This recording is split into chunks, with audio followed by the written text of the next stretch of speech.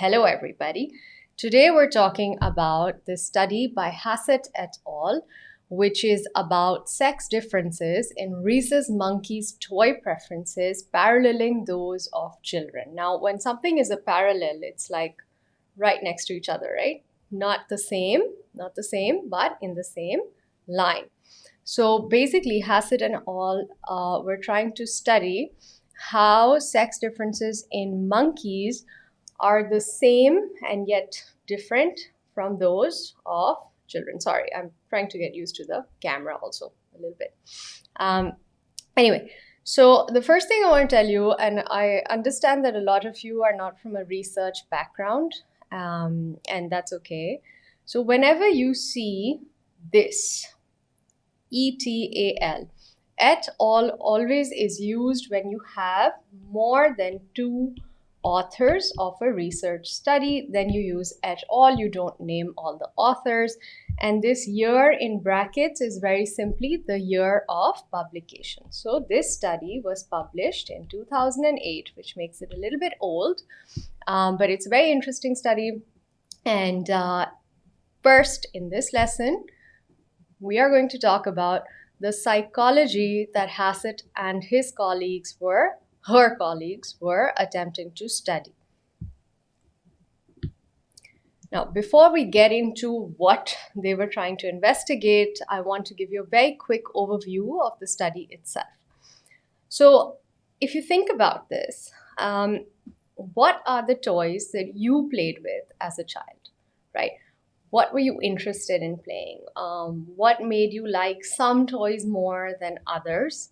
And why do you think you chose those toys, right? So if I think about it and I think about my nieces or my nephews and what I've seen them playing with, it's been a combination of building blocks or musical instruments or jigsaw puzzles, even stuffed toys or plush toys. And it's really interesting to think about where those preferences or those likings for certain things over the others have come from. And when you try to figure it out, you will find that you won't be able to tell whether some of your preferences or likings have come from your biology, meaning you were born with those particular inclinations, or if you like certain things simply because you were taught to like them. Now, Hassett and his colleagues were basically trying to figure out whether toy preferences in children come from our human biology or if they are socialized into us, meaning that we learn to like certain toys more than others if we are girls and certain toys more than others if we are boys, simply because we are born as boys or girls. So are they biological or sociological?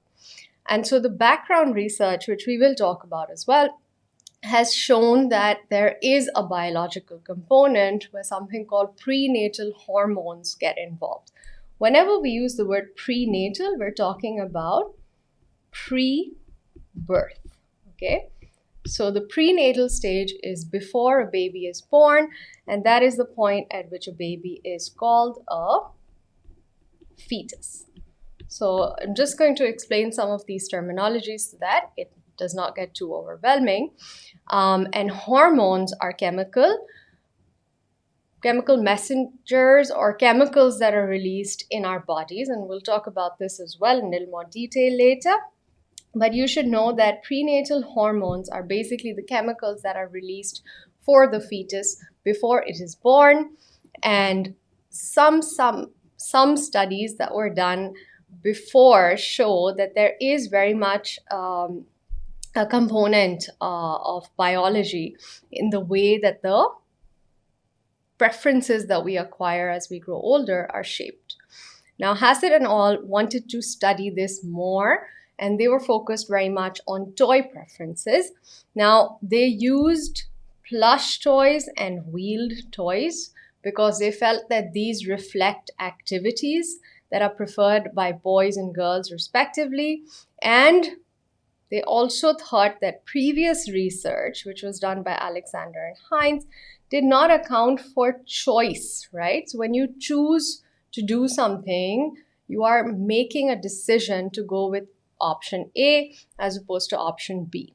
you think about this, right? And the previous research that was done did not account for the role of choice. Hence, they wanted to see whether preference or choice can actually be measured and whether that preference or choice can be traced back to our biology. But they did not conduct this experiment on human children, and instead of that, they used rhesus monkeys. And actually, this very adorable monkey was part of the original study, and this toy that you can see right here was also part of that study. It was one of the wheeled toys that Hassett and her team used. So now that you understand a little bit of the context, which will help you sort of figure out why there was certain psychology that they were trying to investigate, let's talk about the actual psychology that this study was investigating. So, have you ever thought about what you have learned simply from the games that you have played? Sorry, I'm going to pause for a second, just right here. Arham, I'm not sure if the voice is lagging for you only, but if anybody else who's with me in class right now can please just write in the Q&A box whether the voice is lagging for you or not, please. That will help if it's a tech problem on our end. Okay, thank you, Javisha. I hope I pronounced your name correctly. Aram, I think the voice is only lagging for you. I'm sorry. It might be a problem with your internet. But perhaps you can exit and, rejoin the call.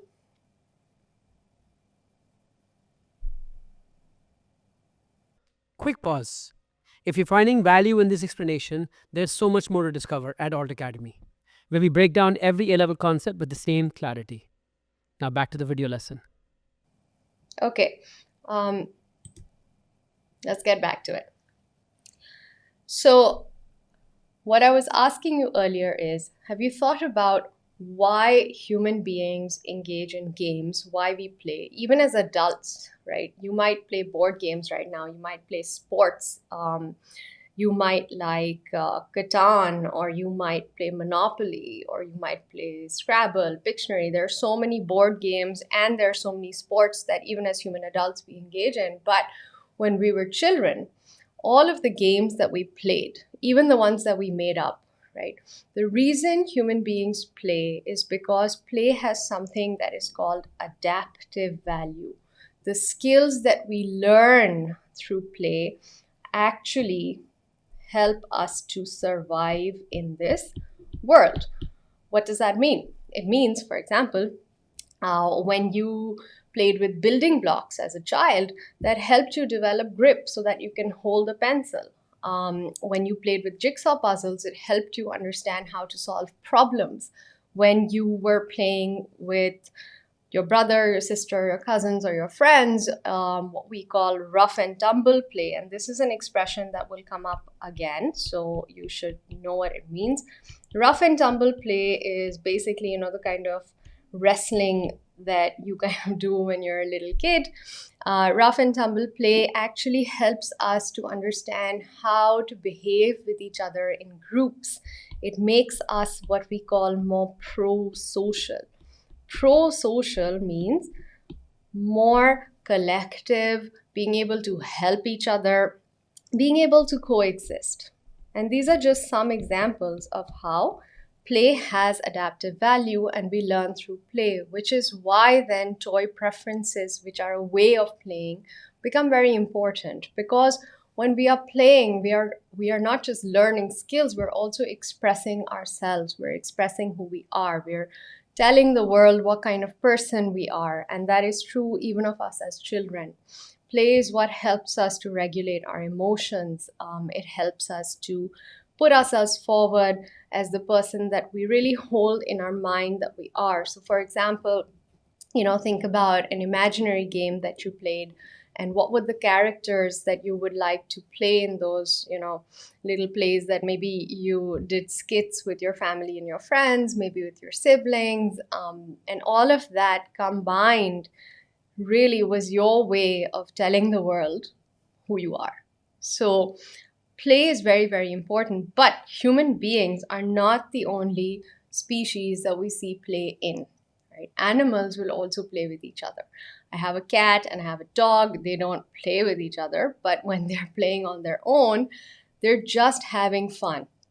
The difference between human and animal play is simply that human beings play for self-expression, for identity, and for skill building, but in animals, play is a way of sort of expressing or getting rid of pent-up energy.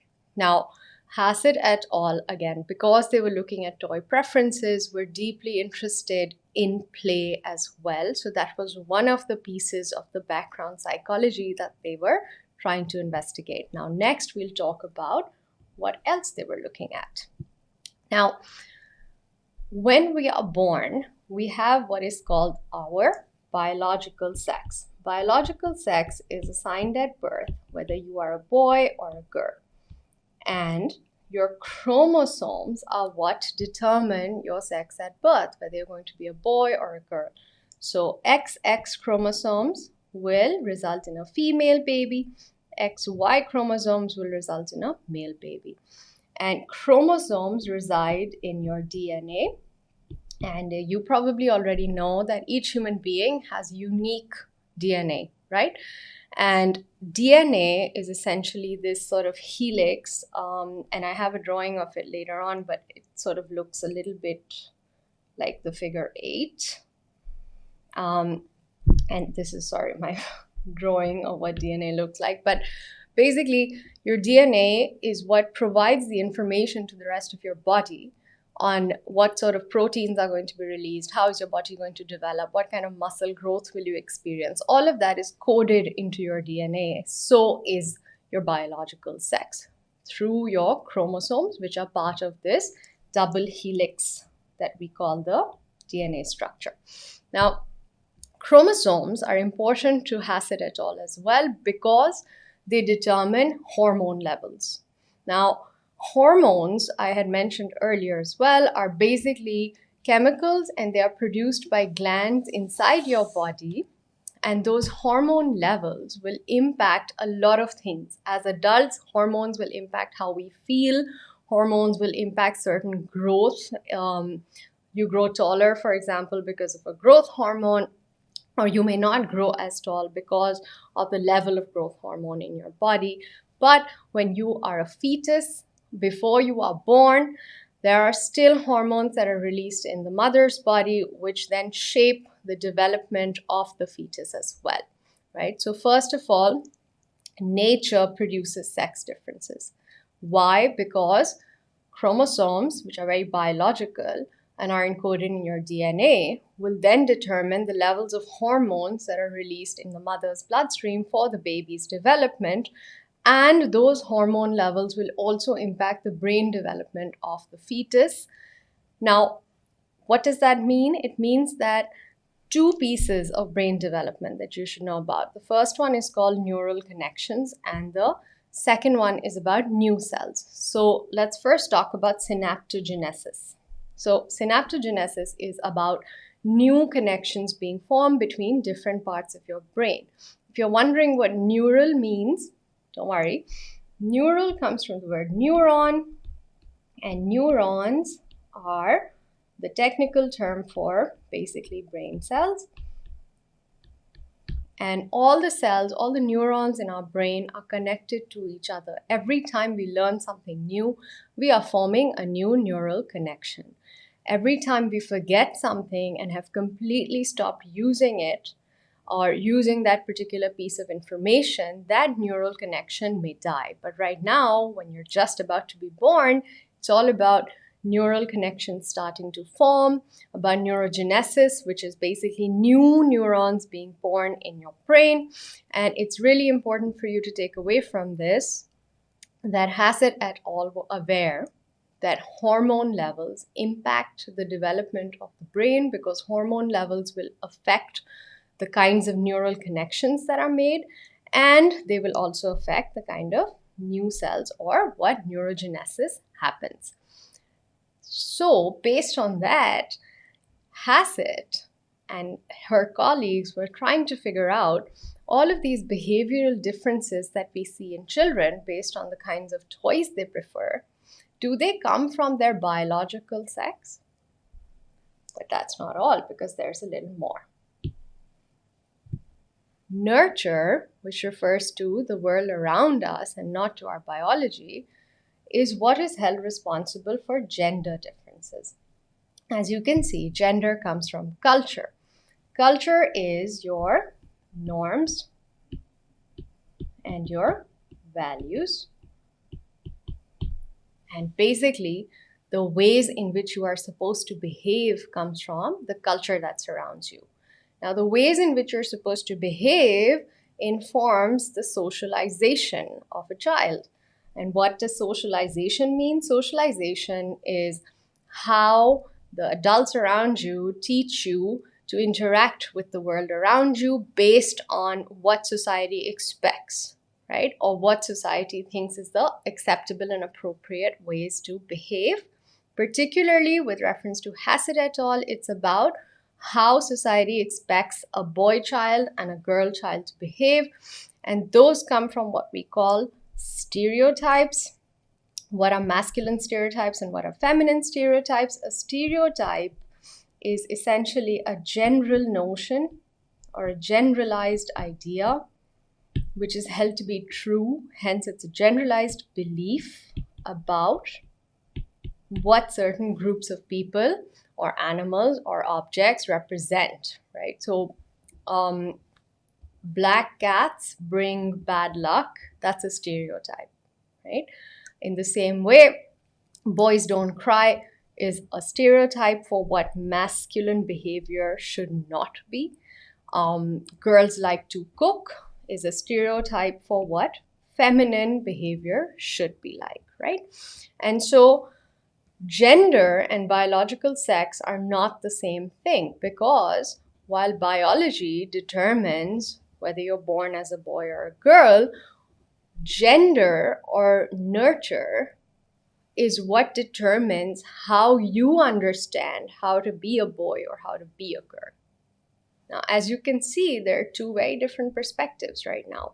And Hassett and her colleagues were trying to figure out, well, is it socialization? Is it biology? Right?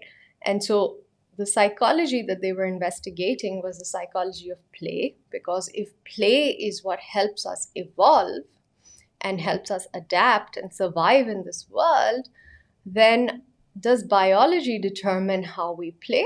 Because that would make sense.